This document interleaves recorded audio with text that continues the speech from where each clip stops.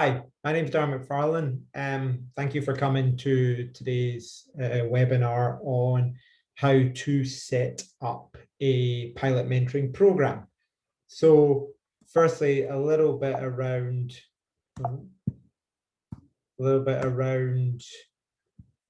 next level mentoring. So we are based in Perth, WA. It was founded by myself back in 2020. And some of my previous experience that helped me get to this stage of mentoring was I've been a country manager for an oil and gas service company, a Norwegian company who had a very good mentoring program and put a lot of effort into developing their employees. So that's where I got most of my information from. And then I've been in various other roles, including a global operations manager for a data startup. So next level mentoring. Who are we? What are we trying to do?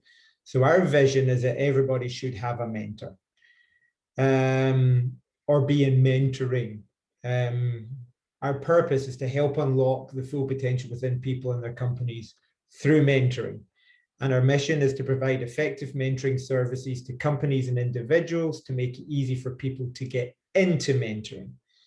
So all of that, we really just want to focus in on mentoring and helping others become better versions of themselves and companies to give extra value to their employees through mentoring.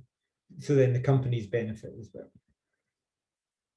So specifically for companies, we provide experience and support to help companies set up mentoring programs, whether that will be one-off small webinar sessions to help cohorts of mentors and mentees through to end-to-end running of mentoring programs. And our philosophy is that our mentoring, all our mentoring programs that we will develop for our clients need to be four things. They have to be simple, they have to be effective, they have to be sustainable, and they have to be engaging. So in this case, simple means don't bog it down with lots and lots of items and workbooks and various other things and 20-page management documents, etc., and plans. Keep it simple. Effective is making sure that it's aligned to the company's strategy, but also having tools and templates and guidance to help the mentors and mentees become effective in their own mentoring relationships. Sustainable, really, it plays hand in hand with simple, but you just don't want the case where it's just one person running it, and then if that person leaves the company, the mentoring program stops. So if you keep it simple, you can easily then keep it sustainable such that people can pick it up. And it's also then it runs year on year and starts to become part of the company culture. And finally, engaging. It seems to be one of the things that people forget about the mentoring program is you've got to also make it fun for the participants. So they want to do it. And then they want to brag about it to people outside the company and people in the company, such that there's this buzz around your program and people want to come into it. And they go, well, I want to be on the mentoring program. So it's a kind of almost like an air of exclusivity that you put around the program that people want to be part of. And when programs fail, and I've spoken to many companies that have had programs that weren't unfortunately successful or got stopped, you can probably, if you do a bit of a root cause analysis, you could probably go down to one of these four parts of why it failed. Okay, so why you should have a mentoring program. So you know that 70% of Fortune 500 companies have in-house mentoring programs. So there's a bit of a tangible link between having a mentoring program and your company being successful. Now, of course, it's not binary. It's not that if you don't have a mentoring program, you're not going to be successful, or you have a mentoring program, therefore you will be now in the ASX top 20. No, but in-house mentoring programs play a part in your talent management, for example. And talent is what really kind of defines a company being successful or not. So, okay.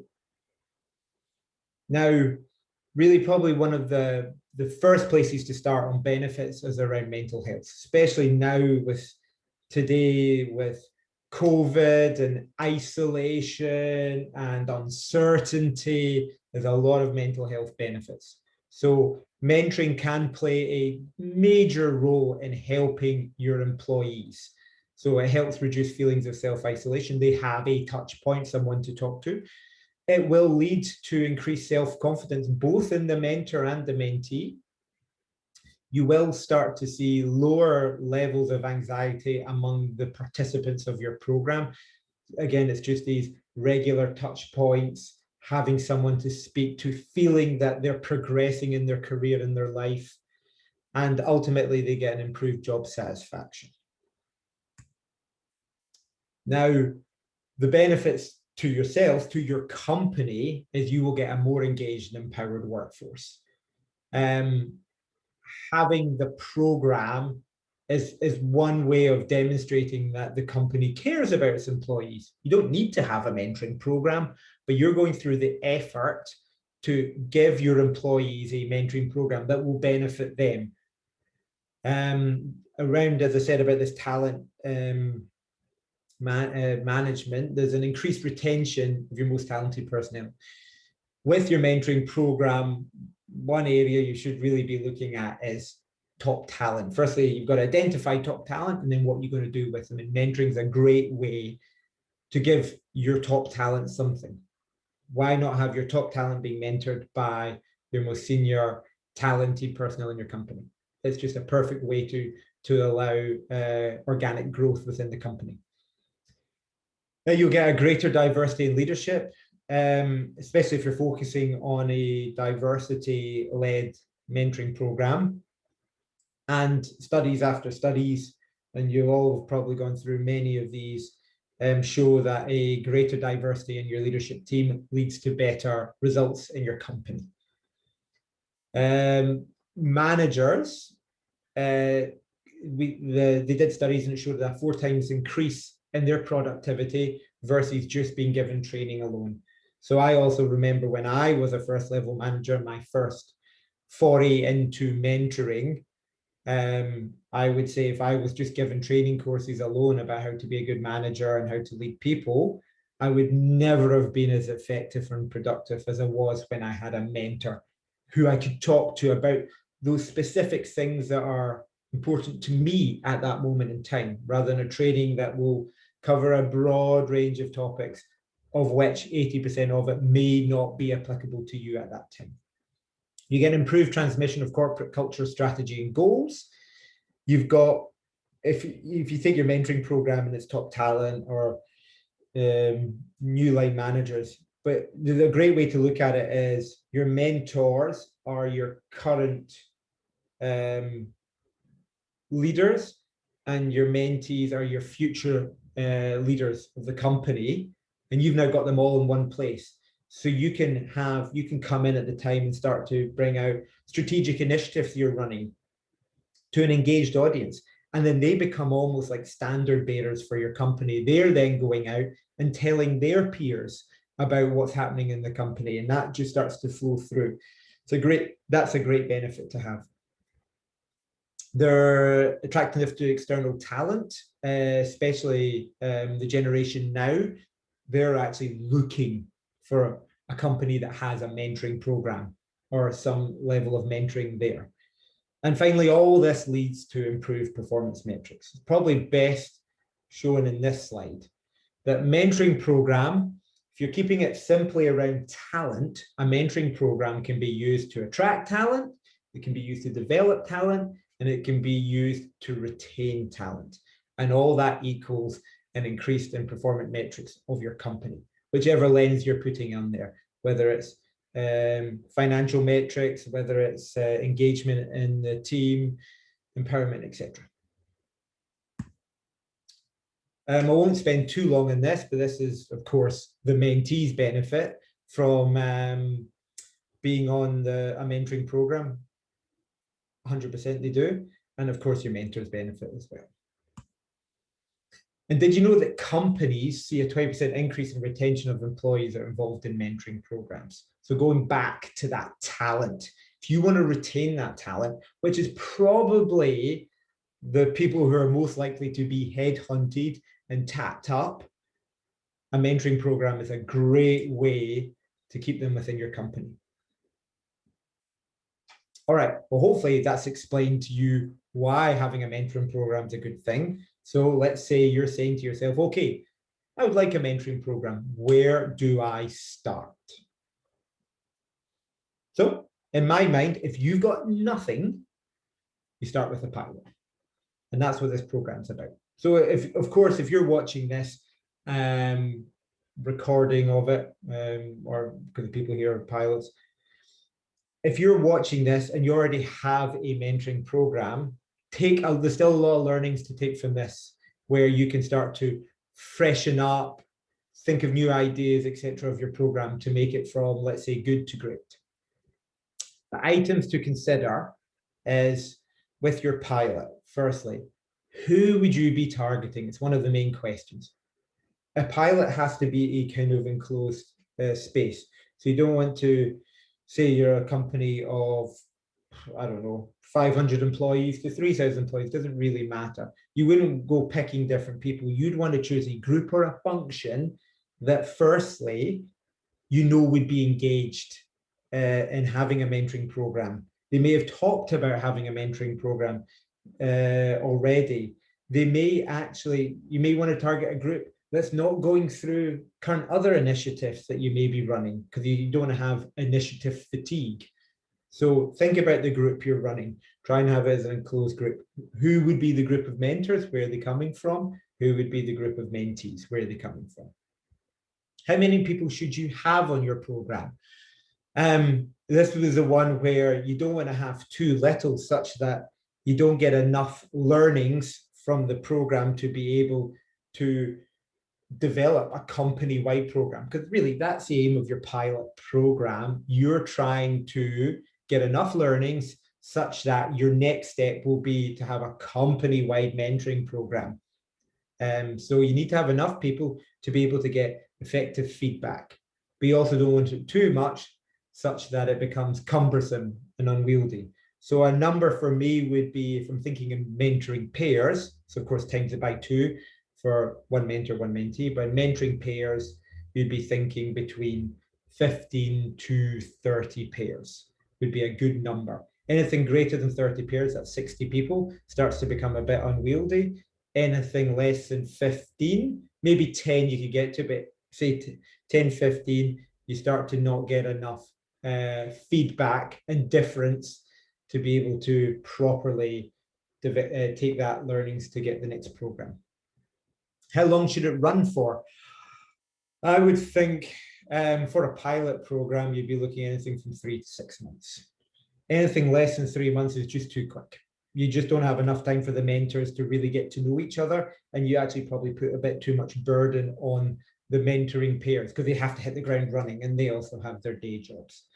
But you don't want your pilot to extend out too long. So between 3 and 6 months, it depends on your time frame.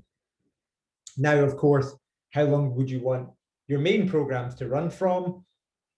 Let's say they should maybe run for a year. You could do it calendar to calendar year. You could do mid-year to mid-year. It doesn't really matter. But maybe about a year, 9 months, etc. Run it. Would be a good way. Okay, how will you attract applicants into your program? That's something you've got to look at. So expressions of interest. You've got to make it fun for the people. You've got to make it engaging, that they want to be part of it. You can run webinars for mentors, because there'll be a lot of people that probably would like to mentor, but are a little bit nervous and don't have the confidence to become a mentor.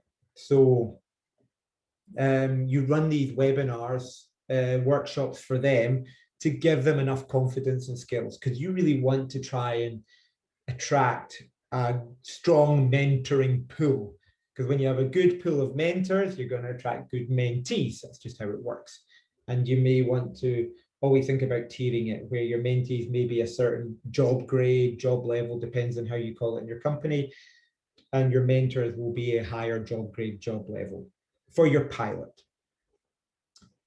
You want to think about what guidance, learning, and forms you will provide for the mentors and mentees. You don't want to overbearing with too much information, like hundreds of links to this and links to that, and read this video and do this stuff, because it just becomes unwieldy and they just don't do any of it. So you want simple guidance. You maybe want simple webinars and workshops to have that face-to-face part, and then what forms and templates will they use during their mentoring to make it effective. And also you need to consider, how will the matching happen between your peers. Lots of companies, they do a lot of the matching where they'll say, well, we'll match for you. So they'll spend their time going, all right, and they'll just have this list of people. Here's all the mentors, here's all the mentees, and they'll start to say, well, I think this person works better with that person, etc. Now that takes a lot of time. That's one problem with it. And the other problem is you don't get the mentee, he doesn't get as much ownership of the selection. And it's quite a common area where programs fail. So I strongly recommend that you actually make it mentee-led. And what we do in Next Level Mentoring in our programs for clients is we actually give each mentee, there's like the expression of interest form has a range of questions, and it might be a mentee saying, this is what I'm looking for in a mentor, and the mentor will be saying, this is what I can offer a mentee. And they're the same tick boxes, and you just then match them up together that way quite easily. You give each mentee maybe 4 options of mentors, and they then say, well, this is who I'd prefer, this would be second, this would be third. And in most cases, they should get their first or second one. And it gives them ownership, because they then say, I wanted that mentor and I got that mentor. That's brilliant. And you've already moved your program and people wanting the program to succeed up one level. So my recommendation is that it's mentee-led, but there's many ways to do this. But please remember, and this is a bit of I'm not very good at graphics, but here we go. Your pilot program has to be, as with all mentoring programs, has to be simple, sustainable, engaging, and effective. So everything you're doing and considering, always look at it with these 4 lenses. And if it doesn't pass the test, if it's, it's not simple enough, it's overcomplicated, it's not engaging, what you're trying to do isn't really going to be effective, then remove it. Because you want to make sure it does, to avoid this. You want on the left there, you treat your mentors and mentees like adults is one of the best ways to do this. Not telling them what to do. You need to meet this number of times. You need to meet every Tuesday of the week. You need to fill in this mentor guidebook or whatever it may be, 20-page thing. It just becomes too much. The leading thing, you can give them too much information and then they just stop. And you can also make it the opposite. You can make it a bit directionless. You can just put 2 people together and say, away you go. You don't want that as well, because they just turn into nice coffee chats. You want to have a level of structure to your programs. Thinking about goals is a great way to add structure. And in Next Level Mentoring, we have good tools and techniques for both goals and for running your mentoring sessions. So how do you know if your program has been successful? You've got to think of this question up front rather than just starting it and hoping for the best. And so for you to know if it's been successful, you need to be able to measure it. And success can be measured in many ways, but we recommend there's 2 main measures of success you have. One, satisfaction. And this will be through questionnaires where you're asking, are you happy with your mentoring pair? Are you getting value from it? Etc. Is there areas of improvements? What are the highlights? What are the lowlights? A kind of standard form for satisfaction. You also need to measure effectiveness. Now, because it's such a short period, your measure of effectiveness should really be based around goals. So you can start to say, how many goals has the mentee got? How many goals are they working towards? How many goals did they complete? Did their goals change throughout the program? And that's one way of measuring effectiveness, because the initial goals a mentee have may not be the real goals that they want. And one of the mentor's job is to work with the mentee to be able to give them these goals. So that's one area to look for. And then you can have, with that, you then do monthly feedback forms covering satisfaction and effectiveness. You can even have mid-pilot pulse checks. They're recommended, where you get all the mentees and you ask them questions, maybe based on the feedback, to be able to get deeper learnings. Same with the mentors. You take them as a cohort and you're asking questions to them and you get some feedback. Because ultimately, you're trying to get as much feedback without giving them feedback forms week in, week out, but you want to get enough information that at the end of your program, you're able to say, right, our program was good, but these are the areas we can work on to make it great. And you repeat the process next year and you go, our program was great, but these are things that we need to work on to make it outstanding.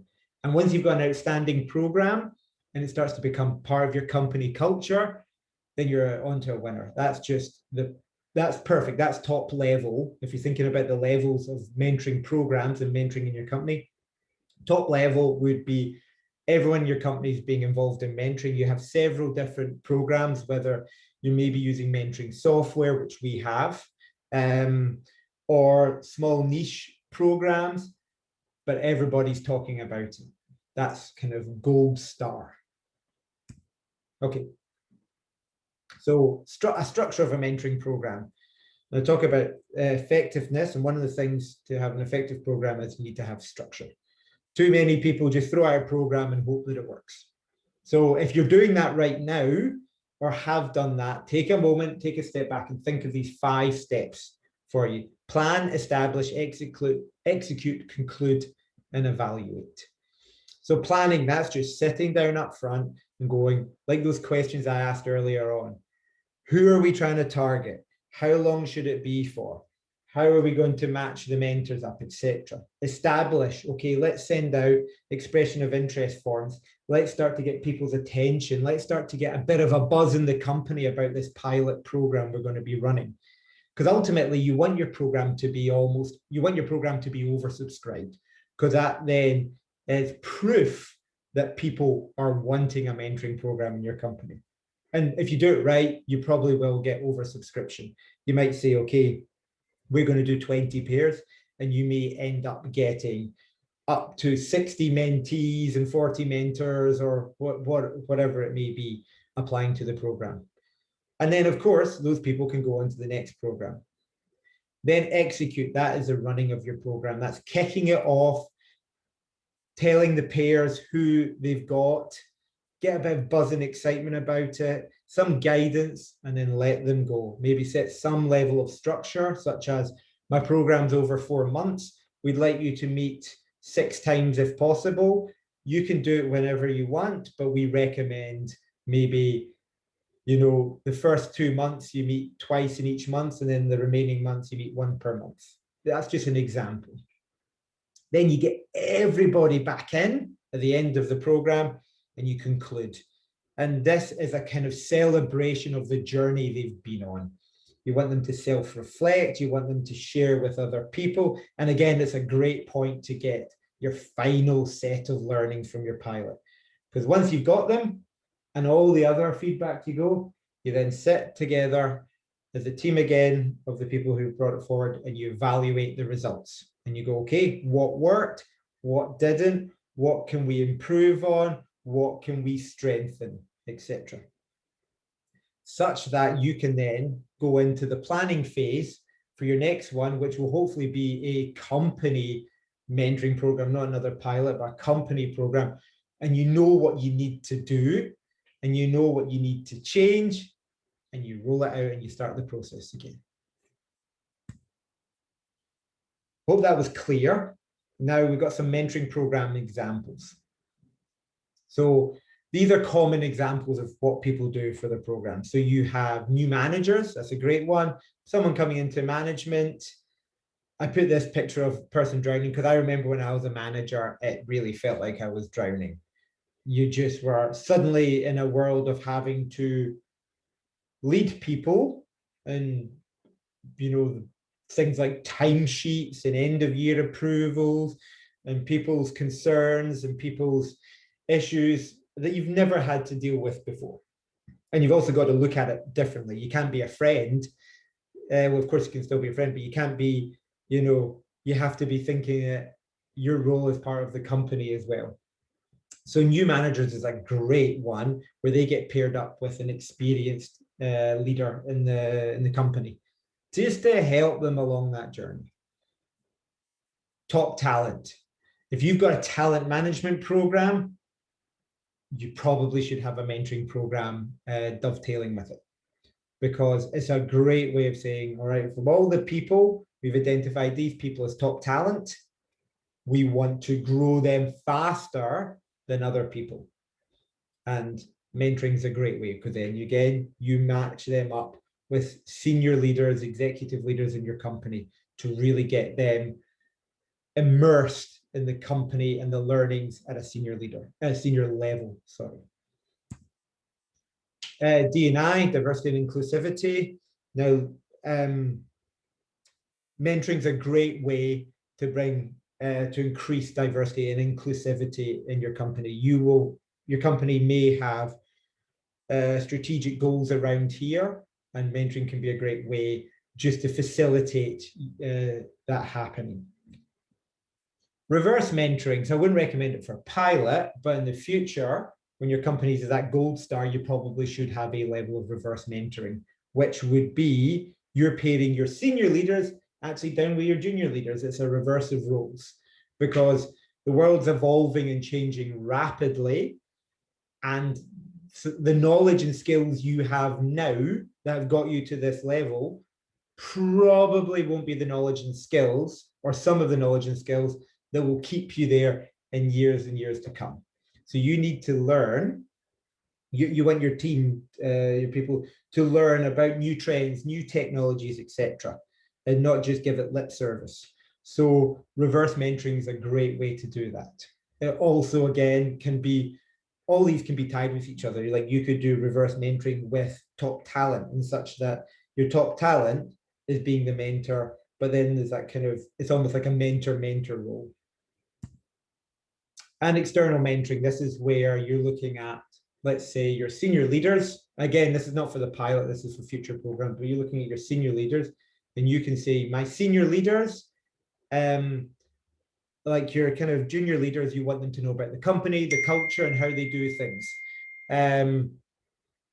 But your senior leaders are people who you want to start making them think of them learning more about other bits of the industry, whether it's your own industry or other industries. How do they do things? How do they start to learn from different ways that companies work? So an external mentoring, which is where several companies come together and they start to share and going, okay, are your senior leaders with our execs? Our senior leaders with your execs is a good example. Or it could be, for example, you could go to next level mentoring and getting a pool of good mentors and saying, right, I want my team to have these mentors here, just to learn how other industries work and get a different viewpoint outside the company. But the beauty of it is your kind of foundation of your mentoring program can be used across all of these. So it's not like you have to reinvent the wheel every time. For me, if I was starting a pilot program in my company, depends what I was trying to do, but I keep it simple, and might be top talent or new managers is what I'm looking at, maybe around leadership, etc. And then from there, we can, once you've got that structure, you can then in the next years apply it to other programs. It's a great way to look at it. So from my question, to yourself would be, what are you looking for mentoring to do? And then what you're looking for mentoring to do, how the mentoring will help you in your company, is where you should focus your energy on the program. Now, as we're starting to get to near the end of this, excuse me, end of this webinar, just want to explain some of maybe common pitfalls that I've seen with mentoring programs that I want to make you aware of so you avoid them. So firstly, people give up after the pilot. All that hard work and energy is wasted if you give up. It's probably your first year. It's probably going to be your hardest year because you're breaking new ground trying to set up this mentoring program. After that, you've already got the foundations established. You just need to then make tweaks and changes to make it better. So as I've said a few times before, great way to think about it is your mentoring program that you're setting up now, your pilot program, you're aiming for good. There will be parts of it you will not like. There'll be parts of it where you worked hard and it didn't really give you the value. But you want your pilot program to be good. And then you take the learnings because the next year will then be great. And the next year after that, it will be outstanding. So don't give up after the pilot. Even if you didn't think it was that good, take the learnings, continue to roll it out. Another pitfall is, and going back to that, keep it simple. We all like to do it, but you sit and you plan and you go, oh, wouldn't it be great if we did this? Or, oh, we could add that part. Oh, we've got this other program running. Wouldn't it be nice if we somehow put them and merged them together? And all it's going to do in this initial stage is add complexity, which normally equals confusion, which can derail a program. So in everything you're doing, take a step back and go, am I keeping this simple? Am I keeping my pilot program simple? Because the simplest programs are the most effective programs. Taking too much control is a pitfall. Again, as I mentioned, treat your mentoring peers like adults. Don't constantly keep coming in and grabbing the wheel and saying, oh, this is what we need to do, etc. You set up the plan, the program, set the initiative, have in your head when you're going to give feedback, and then just let the program run. Always be there for people. Set a place and saying, look, if you're needing help, we are here to give help, because some mentoring pairs might not click. That's just the way it is. And then the pilot may be too short for that to happen, but then you take learnings of going, if that happened on a longer program, you then, how would you set that up such that you can make those changes, those fixes, you can help course correct if need be for those ones. But try and make it be that they're coming to you if they've got problems, rather than you constantly going in and taking too much control.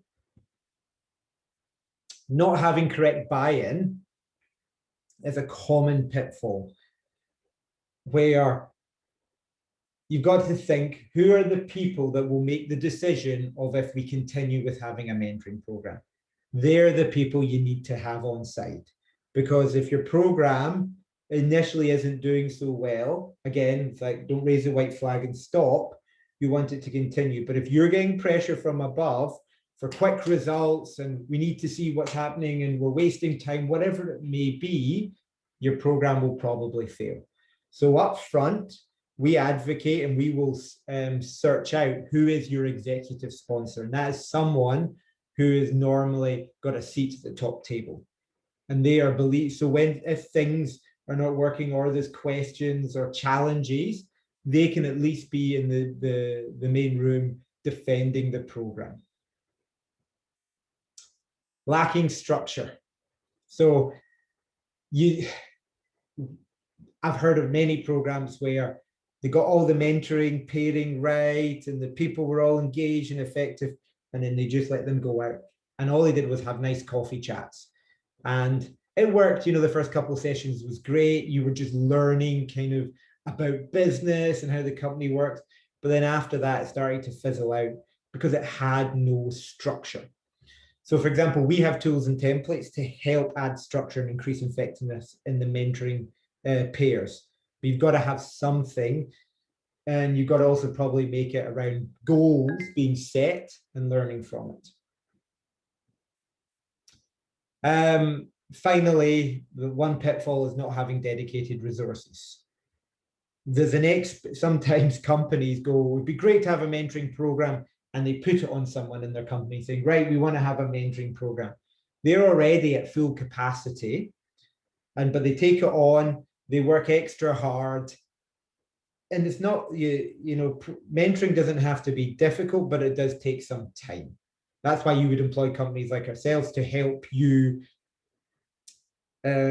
with the experience and also just general horsepower to help you there. But if you're putting on someone and they've already got a day job, there's probably a strong likelihood that at the end of it, they're going to go, I worked extra hard. I didn't really see any personal benefit from that. And they may not then, the program may not continue. So think about your resourcing when you're wanting to have a mentoring program, and how can you fit that mentoring into that. Okay, so I'm going to stop the recording here, and then we can take any questions.